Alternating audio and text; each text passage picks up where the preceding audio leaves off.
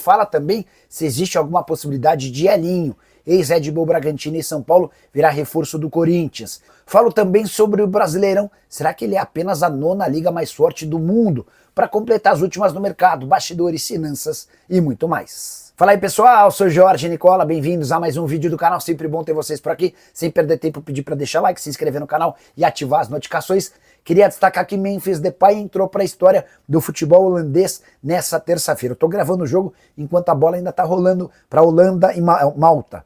Mas o Memphis Depay marcou os 2 primeiros gols da partida e dessa maneira se igualou a Robin van Persie. 50 gols para cada um, eles são os maiores artilheiros da história da seleção holandesa, com destaque importante, ambos com 102 partidas para marcar esses 50 jogos. Hora de falar sobre o tamanho do Campeonato Brasileiro entre as principais ligas do mundo. E aqui vem uma informação que causa espanto. A Opta, que é o mais respeitado instituto de projeções e números do mundo, classificou o Brasileirão como a 9ª principal liga do planeta. 9º lugar, atrás, por exemplo, da 2ª divisão da Inglaterra, da Bélgica e de Portugal. Eu acho que o Campeonato Brasileiro está bem distante dos principais torneios na Europa, mas até eu que acho isso, considero a 9ª colocação pro Campeonato Brasileiro uma afronta. Não acho que o Campeonato Português, por exemplo, que tem 3 bons times,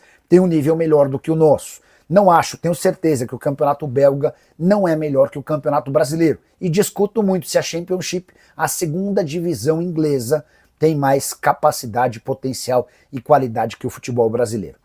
Bora elencar os 10 campeonatos, as 10 ligas nacionais mais importantes e fortes do planeta de acordo com a Opta. Primeira colocação para a Premier League, segundo para o Campeonato Italiano, também discuto essa posição, terceiro lugar para o Campeonato Espanhol, quarto para o Campeonato Alemão, Campeonato Francês em quinto, Championship, a 2ª divisão inglesa, na 6ª colocação, Campeonato Belga em 7º, Campeonato Português em 8º, o Brasileirão aparece em 9º e o Campeonato Holandês em 10º. Use o espaço para comentário para registrar sua opinião. Para você, o Campeonato Brasileiro aparece em qual posição no ranking das principais ligas do mundo? Beleza?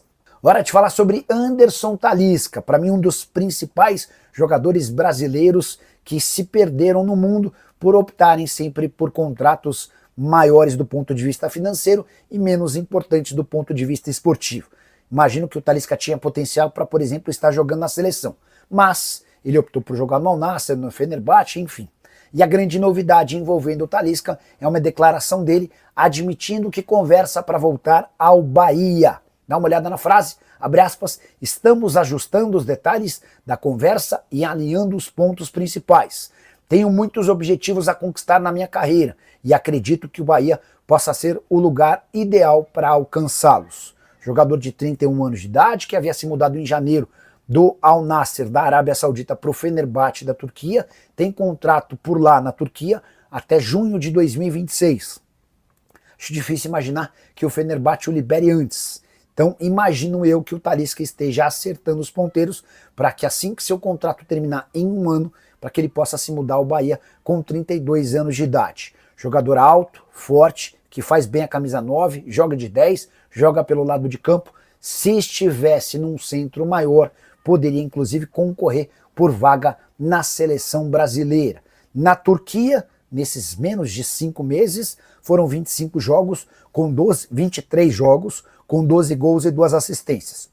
Na primeira parte da temporada vestindo a camisa do Al Nassr, mais um número importante de jogos, vou passar o número de jogos totais, somando por Al Nassr e também Fenerbahçe, temporada atual de 42 jogos, 20 gols e mais 2 assistências. Bora mudar de assunto e falar sobre o Corinthians. Fabinho Soldado deu a letra. Hoje, a prioridade no Corinthians, quando se fala em reforço, é encontrar um ponta, velocista e driblador. Dorival Júnior, Fabinho Soldado e o novo presidente Osmar Stabile entendem que essa é a prioridade número 1, é a peça que mais falta dentro do elenco alvinegro. Dorival tem batido muito forte nessa tecla. E um nome que agrada ao treinador corintiano é de Elinho, que já foi do São Paulo, negociado com o Red Bull Bragantino e vendido na temporada passada por 13 milhões e meio de euros ao Toluca do México. Samir Carvalho, que cobre o Corinthians, chegou a contar que o Timão tem o sonho de contratar o Elinho, assim como o Fluminense tentou antes do Super Mundial. Houve uma negociação entre Fluminense e Toluca que não foi para frente, nem o fato de ter o Super Mundial como trunfo permitiu ao Fluminense o convencimento do Toluca em relação a essa negociação. E o que seria do Corinthians? Há quem garanta que o Elinho é torcedor alvinegro, fanático, e que teria o sonho de atuar por seu clube do coração. Entrei em contato com um dos empresários do Elinho, ele é representado pelo Juliano Bertolucci, e a resposta que eu ouvi, abre aspas, muito difícil, o Toluca não o libera, fecha aspas. Imaginar o Elinho sendo comprado pelo Corinthians completamente descartado. Não há dinheiro para um investimento desse tamanho. O fato de o Elinho ser reserva no futebol mexicano, desde que ele se mudou foram 23 jogos, com 3 gols e 2 assistências, nem saiu do banco nas 2 partidas finais do Campeonato Mexicano contra o América, que o Toluca se sagrou campeão, poderiam facilitar eventualmente o empréstimo. Mas o empresário está assegurando que o Toluca está muito convencido de que o Elinho precisa continuar no clube. Para falar sobre o Corinthians, com informação exclusiva, Pastor, lateral direito, 25 anos de idade, brasileiro, foi sugerido e agradou ao departamento de futebol do Corinthians. Esse jogador surge como uma alternativa se as negociações com o São Paulo por Igor Vinícius não avançarem. Já contei para vocês, nos últimos dias, que o Dorival Júnior havia aprovado a contratação do Igor Vinícius, que perdeu espaço no São Paulo e parece estar de saída. Mas o Tricolor não gostou tanto da ideia de liberar um jogador para um rival sem compensação financeira. A ideia do Corinthians é trazer um lateral direito sem gastar dinheiro, e é nesse contexto e nesse sentido que o Pastor começa a ganhar força. Se você não conhece esse jogador, eu conto que ele surge na base do Londrina, passa pela Ferroviária até se mudar para Portugal, onde joga para o Leixões, Portimonense e Farense.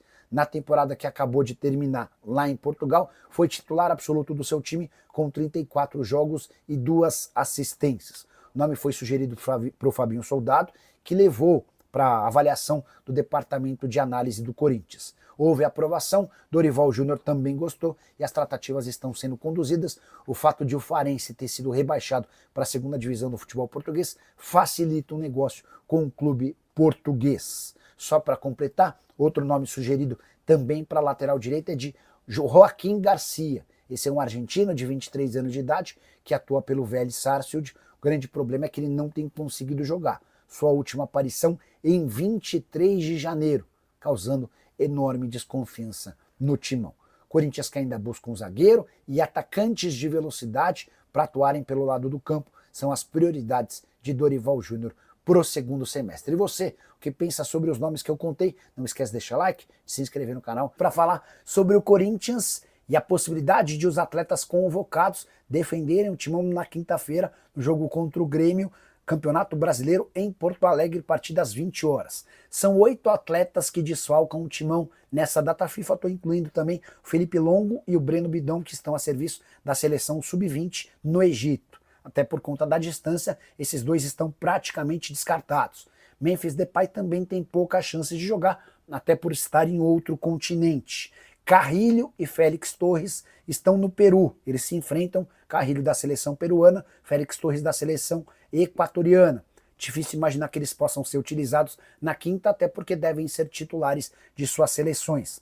José Martínez está no Uruguai, defendendo a seleção da Venezuela. Tem Venezuela e Uruguai em Montevidéu. Montevidéu está bem perto de Porto Alegre, então não deve ser problema para o Martínez chegar a Porto Alegre na quinta-feira. A questão é a condição física, como é que ele vai se encontrar depois de jogar mais 90 minutos pela sua seleção. As mais prováveis presenças na partida de quinta-feira do Timão são de Hugo, goleiro da seleção brasileira, que vai estar na Neoquímica Arena nessa terça-feira para o confronto contra o Paraguai, e Romero, que pertence ao Corinthians, convocado pela seleção paraguaia, até por já estarem em São Paulo, devem fazer uma recuperação mais prolongada e devem jogar pelo Timão na quinta-feira. E você, o que pensa sobre tudo que eu contei no vídeo? Não esquece de deixar like, de se inscrever no canal. Bora mudar de assunto e contar quanto o seu clube já faturou com vendas de atletas na temporada de 2025. Levantamento bem legal, aponta o Botafogo como o clube vencedor nesse ranking. Até aqui foram 409 milhões de reais obtidos com transferências de atletas somente na atual temporada. Palmeiras é o segundo colocado, 328 milhões de reais. O Galo é o terceiro, para minha surpresa, são 215 milhões de reais. Na sequência, Internacional em quarto, 141 milhões de reais, Flamengo em quinto, 140 milhões, o Santos em sexto, 134 milhões, top 10 ainda tem o Fluminense em sétimo com 120, o São Paulo em oitavo com 119, o Bahia em nono com 84 milhões e o Grêmio na 10ª colocação com 82 milhões de reais. Destaques negativos para o Corinthians, na 11ª colocação com apenas 75 milhões de reais. O Cruzeiro é só o 16º colocado com 17 milhões de reais. O Vasco é o 17º com 15 milhões de reais.